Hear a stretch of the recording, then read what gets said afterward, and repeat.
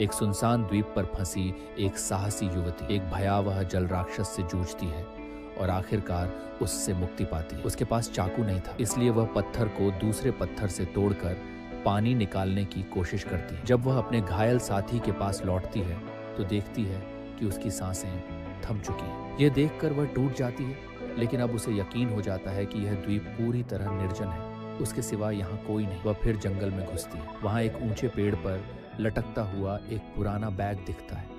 वह चिल्लाती है, मदद मांगती है, लेकिन जवाब में सिर्फ सन्नाटा। बैग के पास बिखरा सामान मिलता है, कुछ दवाइयाँ जिनकी तारीख 1994 की। वह समझ जाती है कि दशकों पहले कोई यहाँ आया था जो शायद कभी लौटा नहीं। जंगल की ओर तलाश में वह एक विशाल खोखला पेड़ पाती जो तूफान में गिरा लगता है। रात हो जाती, बारिश की बौछारों से बचने को वह पत्तों के ढेर तले सिकुड़कर रात काटती। सुबह उठते ही उसे 3 पुरानी कब्रें दिखती। वह अपने साथी को वहीं दफनाती। समुद्र किनारे कुछ मछलियां पड़ी हैं, उनके शरीर पर गहरे पंजों के निशान। भूख बेकरार है, वह उन्हें आग पर सेंक कर खा लेती है। जैन को पूरा भरोसा है कोई नाव गुजरेगी या हेलीकॉप्टर आए। वह दिन भर इंतजार करती है, हाथ हिलाती है, लेकिन क्षितिज खाली। रात को एक कोने में सिमट कर सो जाती। सुबह उठी तो दफनाई लाश गायब। दिल दहल जाता। अब उसे यकीन है यहाँ कोई खूंखार प्राणी। वह लकड़ी का एक नुकीला भाला बनाती, रात भर जागती है, हथियार थामे, लेकिन प्राणी नहीं आता। सुबह समुद्र में कुछ तैरता दिखता। वह तैर कर जाती है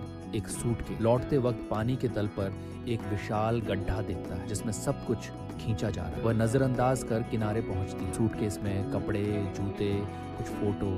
वह उन्हें पहन लेती है। रात को आग के पास बैठी है, दिल में खौफ। तभी हेलीकॉप्टर की गड़गड़ाहट। वह दौड़ती है, फ्लेयर गन दागती। पायलट नहीं देख पाता, चला जाता, लेकिन फ्लेयर की रोशनी में समुद्र में एक विशाल आकृति